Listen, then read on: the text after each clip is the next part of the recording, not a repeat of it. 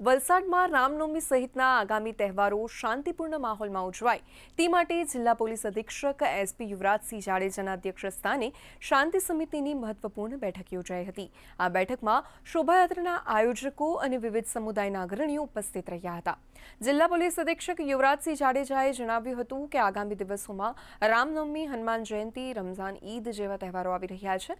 તમામ નાગરિકો એકબીજાના ધર્મ અને લાગણીઓનું સન્માન કરી ભાઈચારા સાથે તહેવારો ઉજવે તેવી અમારી અપીલ છે। રામનવમીના જે શોભાયાત્રાઓ નીકળવાની છે તેના આયોજકો સાથે મિટિંગ રાખવી અને જેની અંદર આયોજકોની જે પડતી મુશ્કેલીઓ છે એ નિવારવાના અને એમના જે પ્રશ્નો હોય એને સાંભળવાનો પ્રયત્ન કરવામાં આવ્યો હતો। જે શોભાયાત્રા જે રૂટ ઉપર નીકળે છે ત્યાં કોઈ રસ્તાના પ્રશ્નો હોય, ઇલેક્ટ્રિસિટી વાયરના પ્રશ્નો હોય તો અત્યારથી એનું નિરાકરણ લાવી શકાય અને તે તમારે જરૂરથી સૂચના આપવામાં આવી છે। આ ઉપરાંત શોભાયાત્રા દરમિયાન મૂર્તિની હાઇટ બાબતે તેમાં જે ડીજે સિસ્ટમ છે એ બાબતે જરૂર સૂચનાઓ આપવામાં આવી છે। તેમાં કયા ગીતો વગાડવા, કોઈપણ પ્રકારના કોમી વાતાવરણ, એકલાભરે વાતાવરણને કોઈ ડિસ્ટર્બ ન કરે એવા કોઈ ગીતો અથવા તો અશ્લીલ ગીતો કે જે છે શોભાયાત્રામાં સામેલ બેન દીકરીઓને નીચા જણું થાય એવા કોઈ પણ ગીતો ન વગાડવા પડે એ પ્રમાણે જરૂર સૂચનાઓ આપવામાં આવી છે।